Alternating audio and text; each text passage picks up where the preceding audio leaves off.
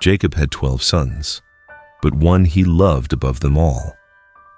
Now Israel loved Joseph more than his other sons, because Joseph had been born to him in his old age, so he made him a robe of many colors. Then Joseph had a dream, and when he told it to his brothers, they hated him even more.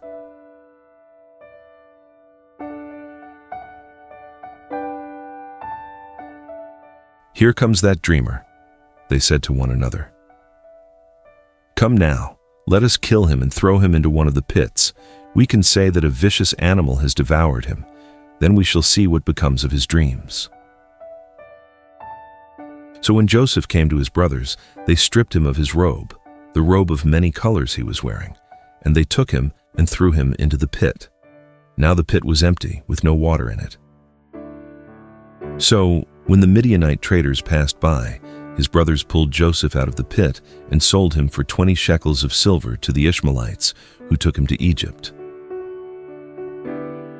The brothers dipped the robe in blood and carried it home.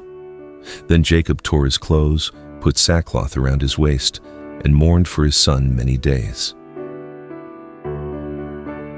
Far from home, in a foreign land, Joseph was not alone, and the Lord was with Joseph, and he became a successful man, serving in the household of his Egyptian master.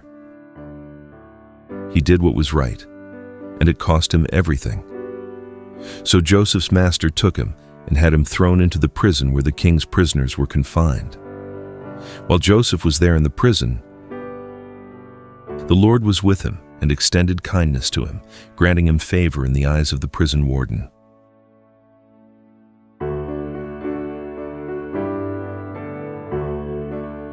"We both had dreams," they replied, "but there is no one to interpret them."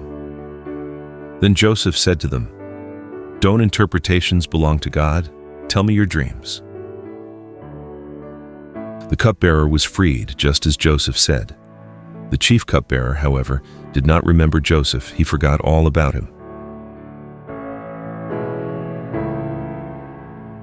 2 years later, the most powerful man on earth had a dream no one could explain.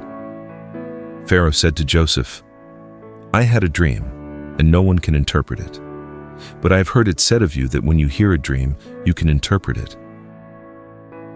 They pulled Joseph from the dungeon and stood him before the throne. "I myself cannot do it," Joseph replied, "but God will give Pharaoh a sound answer." The prisoner became the prince in a single day. Pharaoh also told Joseph, "I hereby place you over all the land of Egypt." Now, Joseph was the ruler of the land. He was the one who sold grain to all its people. So when his brothers arrived, they bowed down before him with their faces to the ground. He had tested them. He had heard their regret, and he could not hold it in any longer. But he wept so loudly that the Egyptians heard him, and Pharaoh's household soon heard of it. Joseph said to his brothers, "I'm Joseph. Is my father still alive?" But they were unable to answer him because they were terrified in his presence. "As for you, what you intended against me for evil, God intended for good in order to accomplish a day like this, to preserve the lives of many people."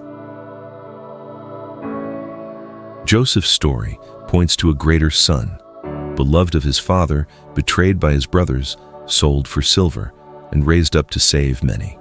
His name is Jesus. Follow and walk through the whole Bible with us, one chapter at a time.